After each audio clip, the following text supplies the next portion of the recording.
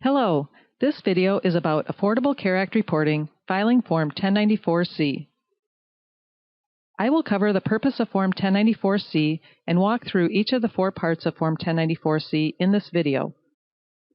The purpose of Form 1094-C is to report to the IRS summary information for each employer and to transmit Forms 1095-C to IRS. Also, the purpose of Form 1094-C is to determine whether an employer owes an employer shared responsibility payment. Let's look at Form 1094-C. On the following slides, you will notice areas on the form circled in red. These circled areas indicate items that change from 2015. Starting with Part 1, the applicable large employer's name, employer identification number, and address should be entered on lines 1 through 6. An applicable large employer, or ALE, is an employer that employed an average of at least 50 full-time employees, including full-time equivalent employees, during the preceding calendar year. The name and telephone number of a person that IRS can contact if they have questions about the 1094-C or corresponding 1095-C forms should be entered on lines 7 and 8. Lines 9 through 16 are only completed if a designated governmental entity, or DGE, is filing on behalf of the applicable large employer. Otherwise, these lines may be left blank. A DGE is a governmental unit that has been delegated reporting responsibilities of another governmental unit. On line 18, enter the total number of 1095-C forms submitted with the 1094-C, and on line 19, indicate if this 1094-C is the authoritative transmittal. If this 1094-C is not the authoritative transmittal, complete the signature portion of the form and skip parts 2, 3, and 4.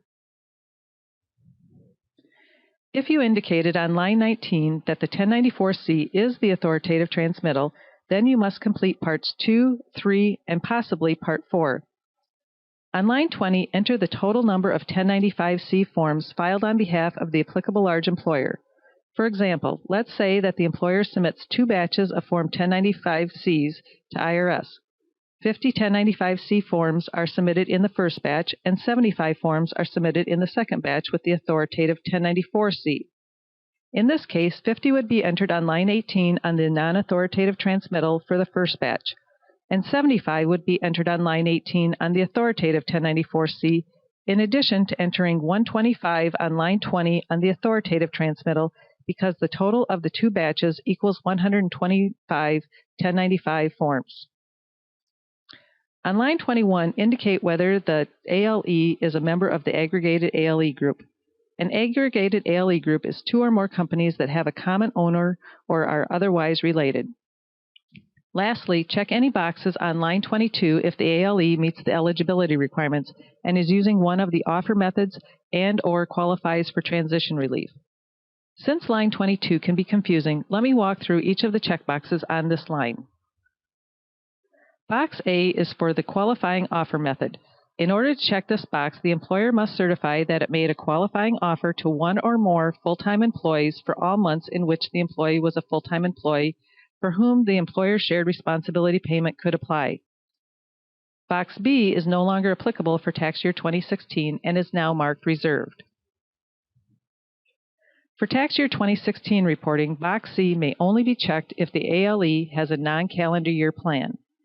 There are 2 types of relief related to Box C, and for tax year 2016, the relief is only for the months in 2016 that fall in the 2015 plan year. The first type of relief is known as the 50 to 99 transition relief. To certify that the employer is eligible for this relief, it must have had 50 to 99 full-time equivalent employees in 2014, not reduce its workforce or overall hours of service of its employees, and not materially reduce or eliminate health coverage. The second type of relief is known as the 100 or more transition relief. In this case, the employer must have had 100 or more full-time equivalent employees in 2014 and is subject to a penalty under Section 4980HA. It is in the ALE's best interest to check Box C if they qualify for either type of relief because it will reduce or eliminate a potential penalty. To check Box D, the employer must certify that it offered for all months affordable health coverage providing minimum value to at least 98% of its employees for whom it is filing Form 1095-C and offered minimum essential coverage to those employees' dependents. Now let's move on to Part 3 of Form 1094C. For column A, which is the minimum essential coverage offer indicator, check yes if at least 95% of the full-time employees and their dependents were offered minimum essential coverage. Do not include those employees in a limited non-assessment period. Be sure to check the 1094C instructions for any exceptions to this rule. In column B, section 4980H full-time employee count for ALE member, enter the number of full-time employees for each month, not including any employee in a limited non-assessment period.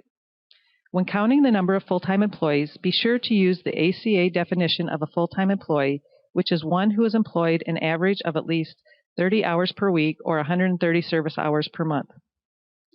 For column C, enter the total employee count for the month. This count should include full-time employees, non-full-time employees, and employees in a limited non-assessment period. If line 21 on Form 1094C is checked yes, indicating that you were a member of an aggregated ALE group, check the months in column D for each month you were a member of an aggregated ALE group. If box C on line 22 of Form 1094C is checked, enter code A in column E of Part 3 of Form 1094C to indicate the 50 to 99 relief mentioned earlier, or enter code B in column E to indicate the 100 or more relief. Again, for tax year 2016, this relief is only available for non-calendar year plans and only for the months in 2016 that fall in the 2015 plan year. Lastly, if the employer is a member of an aggregated ALE group by checking yes on line 21, the employer is also required to complete Part 4 of Form 1094C, which is the listing of the other ALE members of an aggregated ALE group. In Part 4, enter the name and employer identification number of up to 30 of the other aggregated ALE members, not including the reporting ALE member. File at yearly.com or call to speak with an ACA filing expert at 800-968-1099. Thank you.